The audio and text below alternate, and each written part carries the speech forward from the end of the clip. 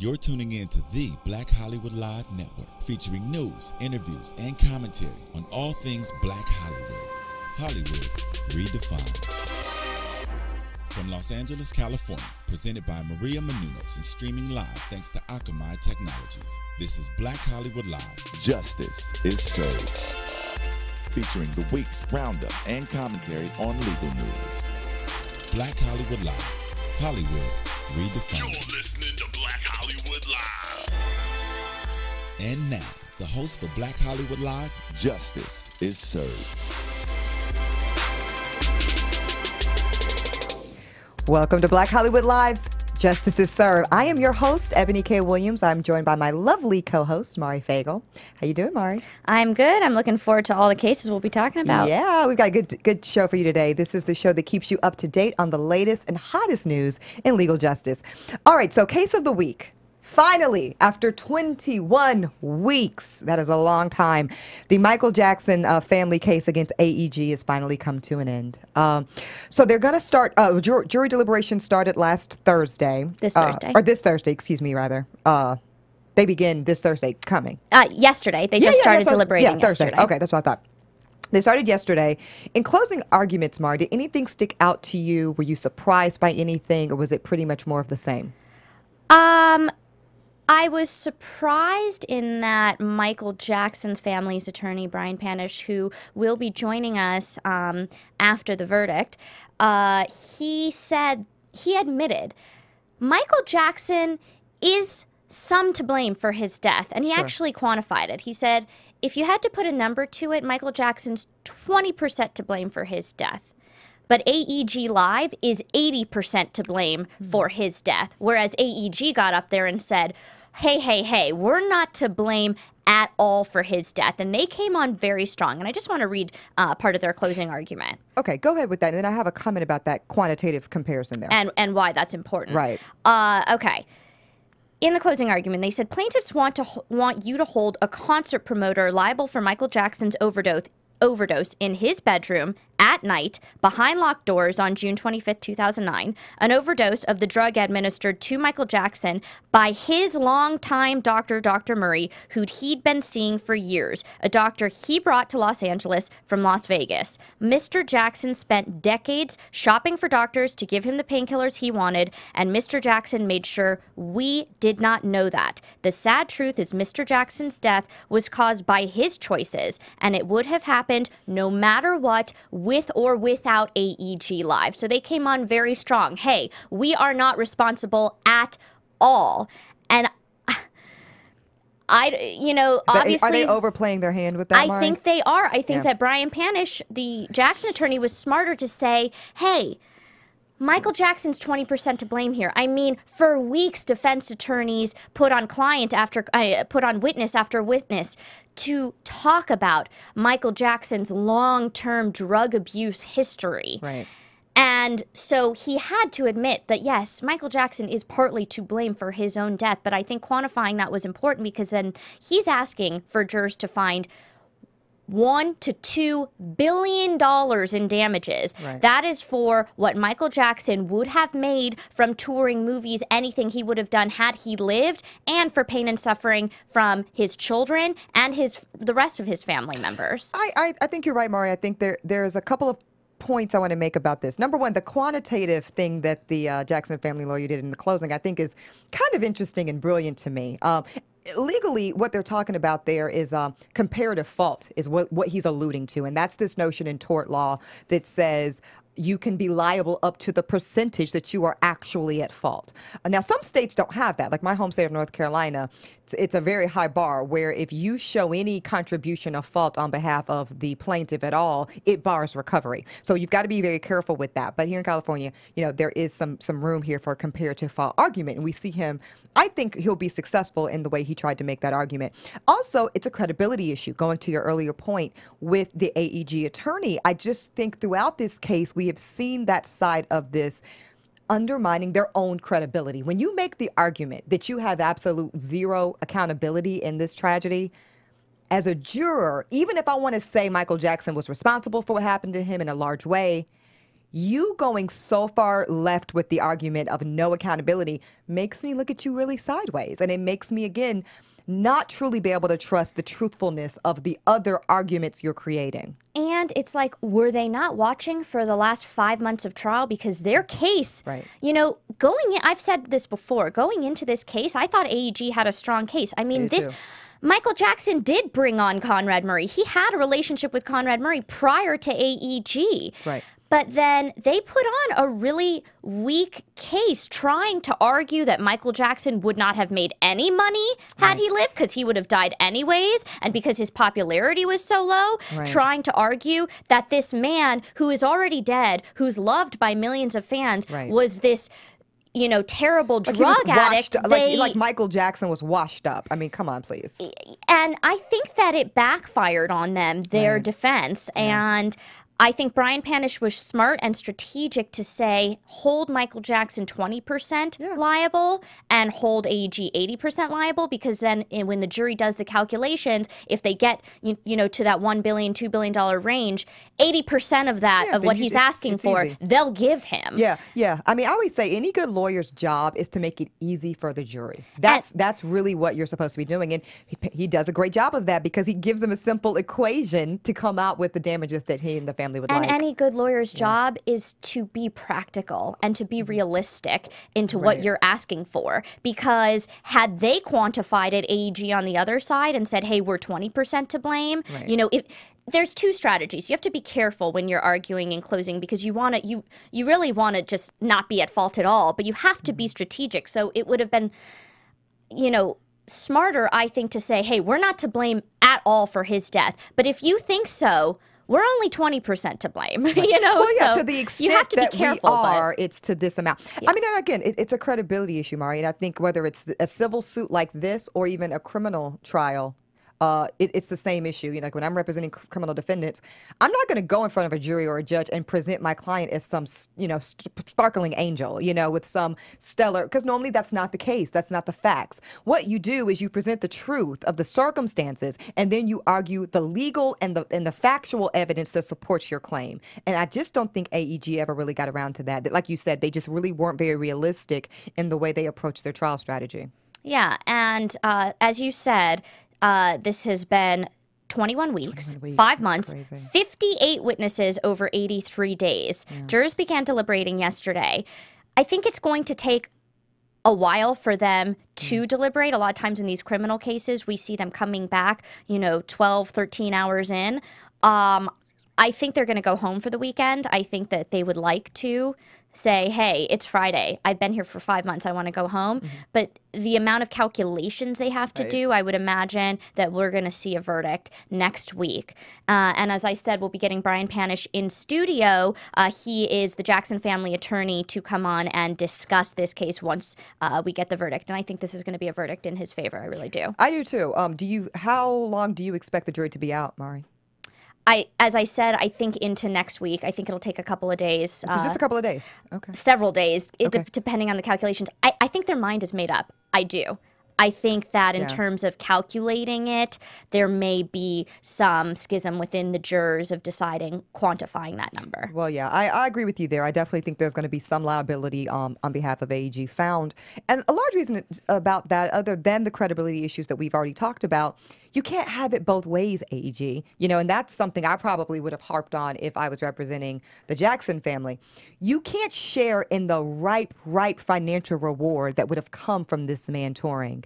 And then in the negative outset that happened, you know, the untimely and unfortunate death of Michael Jackson, escape any and all liability from that. You can't have it both ways. Yeah, I mean, they put on evidence that their tickets for that concert sold out very fast, yet then they're putting on evidence saying that he wasn't popular at all, that his Q score rating was so low, and that he was washed up, as you said. And so it didn't make sense. I just thought it was, I thought it was a weak case on their part, and I thought certain evidence hurt them. I thought certain emails, that they called them smoking gun emails in the case, because as I said, there was no signed contract proving definitively that AEG hired Conrad Murray, but there was a lot of emails that suggested did that. And when you don't have a signed Exactly. contract, those emails are called extrinsic evidence Yes. to prove that they not only hired him, but negligently hired Conrad Murray. And again, with negligence being the standard of proof, if you point out, Mari, it's a new or should have known standard. You know, we don't need an email that says that you definitively knew, but all these suggestive emails and all this suggestive circumstantial evidence goes to that should have known aspect of this burden of proof, which again, they never really overcome. So, yeah, I think we definitely are going to see a liability issue there and some money for the Jackson family. Okay, your guesstimate as to how much the check will be for. It's going to be a big one. I mean, but I will say, I also think that it is possible and maybe likely that the Court of Appeal at the appellate level, they'll appeal this. And, well, first, two things. First, it's possible that the judge could reduce the amount of damages. It's smarter for them, the jurors, to calculate it in terms of economic damages than putting the whole pot in punitive or even pain and suffering, because they can knock that, the judge can knock that down and Very reduce easily, that. yeah. That could happen. And if the judge allows that huge damage verdict to go through at the appellate level, they could reverse it because they could find that there wasn't sufficient evidence of this verdict. That would be very risky. But the appellate court, you know, has been very pro-business. AEG is a huge company. So, you know, even though this case may be over, the trial may be over, this case isn't over. Absolutely. And I think, again, just if we want to really broaden the conversation to the impact that this type of trial can have on the relationship between artists and these big dollar, huge mega promotion companies. And I guess for me, what troubles me, and I'm all about personal accountability, Mari, and I don't believe that addicts or any other troubled celebrity should have their hand held through this process. But I don't believe that you get to piggyback off of the financial gain that these artists are, and we're talking billions of dollars in most cases. You don't get to share in those rewards and then turn your back on them and escape the risk. There's a risk that goes along with these types of artists, and AEG has to take and share in that risk. I mean, that's just what business is. And they were putting a lot of pressure on him and Dr. Murray. There were Absolutely. emails saying, get him to those rehearsals, get him there. So, you know, Yeah, if you're going to share in the reward, you got to share in the losses. That's all I'm saying. Yeah. So, all right, so we'll move on to our docket of the week. We've got some fun, interesting stories today. So first up, we've got MIA, that's, the rapper, she's English and Sri Lankan, firing back at the NFL, civil lawsuit that they have filed against her in the amount of $1.5 million against the Super Bowl antics she did, not last Super Bowl, but 2 Super Bowls ago. This is kind of stale now, where she put up her middle finger during her performance with Madonna, and MIA is firing back, saying that she was not the most offensive thing on that stage. She citing over and over again the fact that there were these high school black cheerleaders doing sexually suggestive posing and dance moves. And MIA's argument is that was more offensive than me putting up my middle finger and I'm just being scapegoated. Your response to that, Mari? I'm wondering why the NFL is even pursuing this lawsuit, because the FCC didn't pursue anything. When Right. she put up her middle finger, you know, they went after Janet Jackson with the nipple Right. in 2002. Well, yes, we remember Nipplegate. But Yes. Nipplegate. Yes. They didn't go after 2004. her. The FCC dropped it. This was 2 years ago. No one would have remembered it had this lawsuit not been brought, and it's for breach of contract. So first, I'm wondering what exactly was in the Well, contract. there might have been like some type of morality clause or something Yes. like that, maybe. And $1.5 million, that's a drop in the bucket for the NFL. I mean, Yeah. they're a multi-billion-dollar industry. And so I think that this is more of a statement Yes. and a message Yes. than an actual, like, I'm just wondering why they're doing it. I think they're pissed off Well, yeah. at MIA. Yes. They were pissed she did it. Well, I can And tell I you don't why. know. I can tell you why they're doing it, Mark. They're doing it because, like you said, there's no FCC fine, so we know that this is not because of economic harm that the NFL suffered. We know that's not what it is.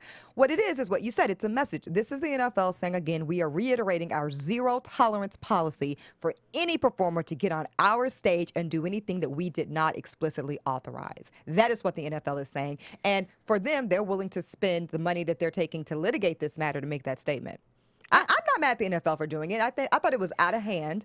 But I mean, was it unforeseen from an artist like MIA? Not really. So maybe the lesson is also for the NFL to, if you don't want that type of activity going on at Super Bowl, maybe you need to pick a little bit more safer artists. Dang, I forgot about our buzzers. Yeah, Jack. I know. Okay. All I wanted to say was I thought also her argument Cheating about again, Mari. her argument about all the cheerleaders, the underage cheerleaders. Okay. I didn't like the fact that she kept talking about it. their race. Okay, and I cheated too. Now, moving on. Kanye West, he's claiming self-defense. He's currently actually facing pretty serious criminal charges, battery, and also, I think, some type of attempted robbery charge here in Los Angeles against a photographer that he attacked at LAX, who Kanye alleges was provoking him. So Kanye snatched the camera, and the guy was actually taken away in an ambulance. I don't know if that was for dramatic effect or what. Can I just quickly say, I've seen the video, watched the video. Yeah. This guy was not hurt. Some paparazzi are just so slimy, and he grabbed his camera. All right. But then he's like on a stretcher being taken out, and TMZ's filming the whole thing. That's all I have to say about that. Go on. I agree. I thought that was very, very dramatic on that part. But grand theft, and these are some felony charges, so not light charges for Kanye. Kanye alleging self-defense. Do you buy that argument, Mari? No. This case is weird on both ends because one. A lot of these paparazzi make these suits. We've seen them against Keith Urban, so many celebrities for attacking them. But then claiming self-defense.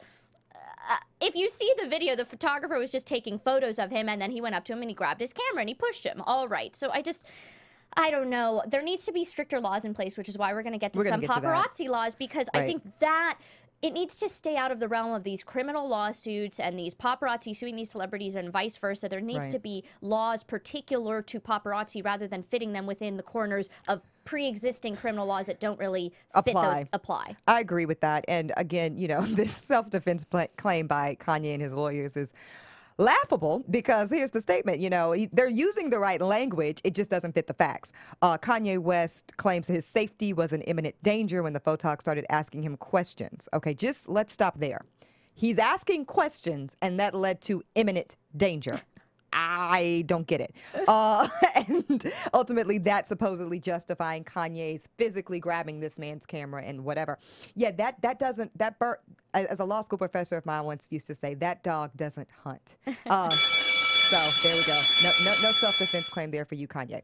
Next up. Victims, okay, so this is getting into some California legislation that is really targeted towards some internet safeguards. Victims are pushing for a law that ends online revenge posts. Now, what those are, because I was like, what the hell is that? So that's when a girl or guy takes photos or something like that, sends them to a significant other, the relationship goes south, and then there are these sites out there that are exclusively for the purpose of outing these kind of relationships gone bad. And there's new California legislation. And posting these new photos. Posting it, on sites to embarrass or humiliate their ex-partner. So these are kind of scorned lover type situations. So currently there's legislation sitting on Governor Brown's desk waiting to be signed to stop these types of sites, but only in the very specific instances that, number one, the photos were taken by another person. Mm-hmm. So it doesn't apply if I take photos of myself and send them to my boyfriend. But if he does Personal or someone else, as you said. As I said, right. But if someone else takes them, he gets them, and then he intentionally attempts to inflict emotional distress upon me by these postings, then this law would prevent that. What are your thoughts on that, Mari? I think it's a step in the right direction. I think proving that intent will be difficult. It's a high bar. Right. I think we need to do something with a lot of these online posts. And can you tell us about the other law as well? Because they kind of, in my mind, go hand in hand. I agree with you there. So the other, it's kind of a social media eraser button that says that if you're a minor, like a 17 and younger, that you can virtually erase your social media past. So rants and things that you post online or photos or other unfavorable things that would have an adverse effect on you professionally or personally in the future. With this new mechanism, it would be able to wipe the slate clean, so to speak. Your thoughts? I have mixed feelings on that one. With that, I just don't know how it's going to be enforced, especially among, a lot of these websites. They store these things. There could be an eraser, but come on, they store these things. Okay, I just want to say that I think we get two time periods for this, because this is technically two different stories. You're right. Okay. So we're overriding the buzzer on this one. Move to strike. Okay, go ahead, Mari. Okay. When I read about that social media eraser button law, you know what I was thinking of is that Stephenson 300 case. Did you hear about this? This is the NFL, the former NFL football player whose home, his second home, which there's some foreclosure issues. It had been foreclosed on, but his second home, he was out of town, and 300 different kids from local high schools broke into the house, had a party, posted everything online, on Twitter, on Facebook, everything, with his statues, with different things. And instead of filing a lawsuit against the kids, he posted all of their pictures on a website. So it's like and said, revenge. help the 300. I want these kids, I'm inviting them to come to my house and to clean up, and I won't do anything. You want to know what happened? 4 of the 300 kids showed up. The other parents want to sue him for posting their minors' photos online. Right. And again, you can't have it both ways. It's the same thing. You can't want these privacy expectations and then totally violate somebody else's privacy. So I'm with you on that. The reason it reminded me of that is just it's scary to me that kids now are growing up where, you're a teen, you do dumb things, but now you post them and you don't realize when you're young, they don't go away. So you're posting these photos of you partying, of you drinking, maybe doing illegal things, and you don't realize the consequences of that. Or embarrassing things, or that you would be embarrassed by it later on in life.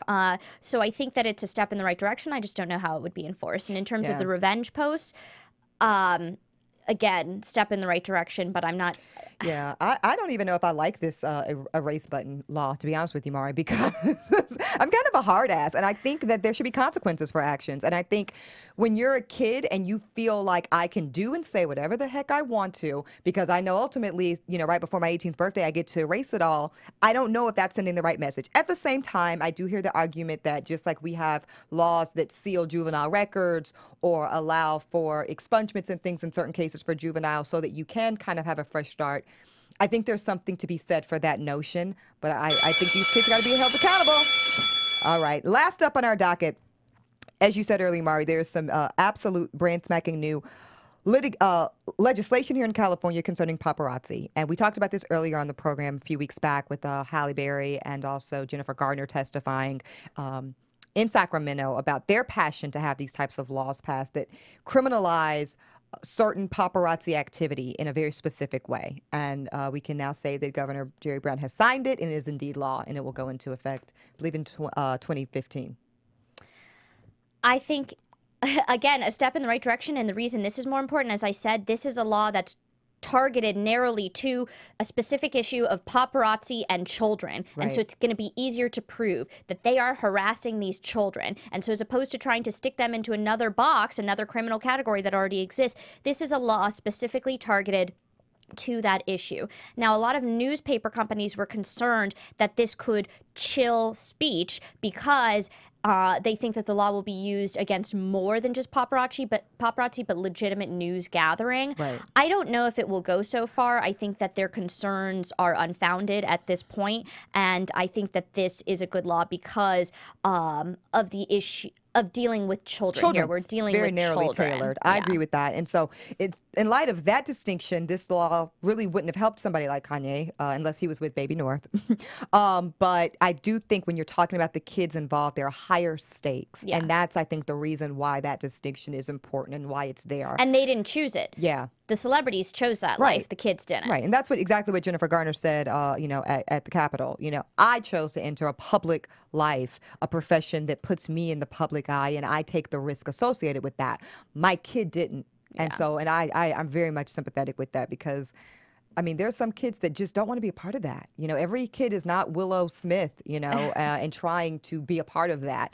There's some kids that just want to be left alone, and I think they should absolutely have that and right. especially when they're very young. I've been around those situations where I've seen paparazzi hounding these celebrities. With babies even. Yeah, it's horrible. And it's really ruthless. So Yeah. I think that harassment that is more valid than battery and assault and some of these other categories they try to fit it in. I think that this law will have an effect.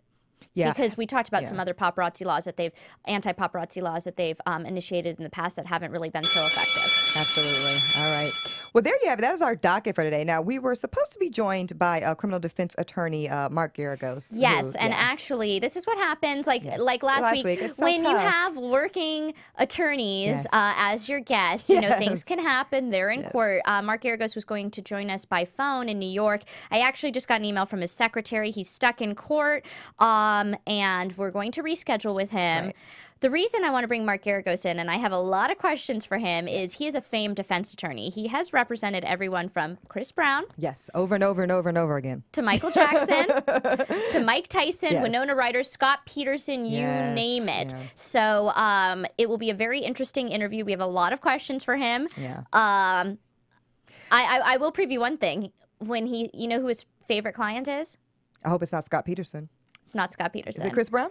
It's between Chris Brown and Mike Tyson. So we're going to figure out why. I know who it is, though, based off those two. I feel like I do. I feel like I would. No. He said he Oh, chose. oh, It's a toss-up. Oh, It's a it's a toss-up. toss-up. He See, said I if would he think- had to name it, it wow. would be either Chris Brown or Mike Tyson. So we're going to ask him why. Oh, that's interesting. I would guess Mike Tyson hands down, just because he seems more likable to me. I think Chris Brown, but maybe I think there's many sides to this thing called Chris Brown, and Garagos probably sees a very different one. Yeah, Yeah. he has said, in his words, he is a very good kid, and he treats him like a son or a nephew. So we'll talk to Mark Garagos about that and a lot of other issues. Hopefully we'll get him in the coming weeks. As I said, we're going to have Brian Panish, the Michael Jackson attorney, in the coming weeks. Yeah, we're trying to and- reschedule the attorney in the North Carolina horrible shooting case, Christopher Chestnut.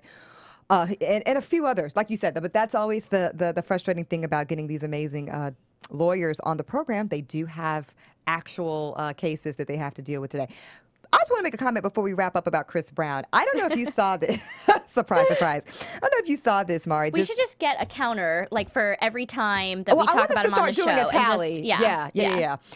So he did a recent interview with Jet Magazine where he actually compared himself to Trayvon Martin and said that he can are you familiar with this? He said that he Yes. can understand probably what Trayvon felt like because his image was being tarnished by society, much in the way that Chris Brown feels like his image has been tarnished by society.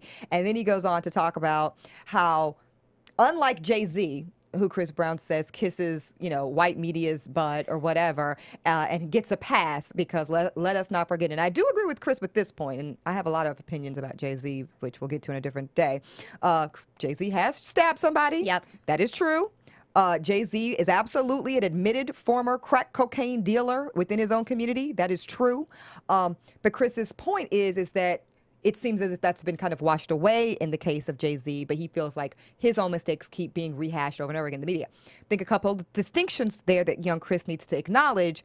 Number one, Jay-Z did a very conscious rehabilitation to his public image and made some very assertive steps to change the way public opinion was towards him, because he wasn't always seen as this clean-cut Brooks Brothers, Tom Ford business suit-wearing mogul. He had a rough start in this industry as well. Versus Chris, where I think he had an opportunity coming off of the Rihanna beating and even the probation to rehabilitate to a certain degree and certainly grow from it and show some remorse and some humility and a willingness to be rehabilitated socially. Because let's not forget, Mari, this is America. We are a land of building you up to tear you down to only build you up again. But Chris forfeited that so far because he's continued down this destructive path. You get off the probation, you have a probation violation hearing, which looks like you were sketchy and lying about completing your probation. Which Mark Garagos actually contests that, but we'll ask him about that. We can't wait to. Because those facts look a hot mess. But anyway, then you do this Good Morning America interview with Robin Roberts, a freaking cancer, she's cancer survivor, and you call her a BITCH. I don't know if we can say that on BHL, but anyways, you call this woman out her name, and you end up throwing a chair through a window, like. Nothing about There's a lot that. more that happened after that, too. There's so much history. For we me, could that's talk where for days. That's where I stopped considering, giving it really much more of a chance. Because at this point now, you look like you are a habitually angry person who probably under the right circumstances would reoffend. And that's what concerns me just from a legal standpoint. I think also the public is very sensitive, and rightly so, to domestic violence and domestic Absolutely. abuse, and it Yes. was targeted against another beloved celebrity. Yes. So I think that was what made it different from Jay-Z's stabbing. But I think it was a valid point comparing himself to Jay-Z because, as you said, Jay-Z does have a shady past too, but he is on the right path now, and Chris Brown isn't. But I think it was also the circumstances of the crime. It's like, Yeah. no one likes Ike Turner either. Right, So right. Well, and I also, it was a different time. I think the way social media was. Yeah. Jay-Z, that stabbing, I think that was like, what, mid-90s or Yeah, something? like 98 or- 98. We didn't have Twitter and Yeah. Instagram and all these things that we have today. So, yeah, Chris. and TMZ. And TMZ, I mean, and cameras and, mobile phones taking videos and things.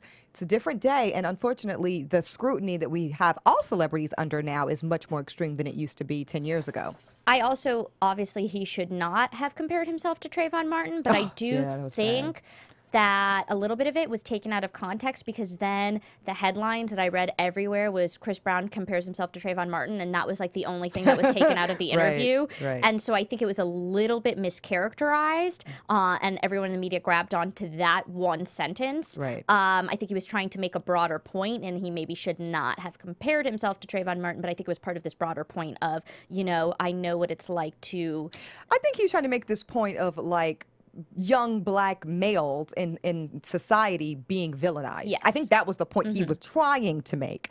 And that is what and that is a that point. is what George Zimmerman's defense attempted to do. Right. Luckily, with certain motions in limine, they weren't allowed to bring in a lot of things that weren't even that bad. School suspensions, pot pictures use, and things pot like and that. stuff. Right. I think that was the point he was trying to make. Though. Yeah, I agree. And I think that is actually a valid point worth talking about. I don't know that Chris Brown should be the one instigating that conversation. Yeah.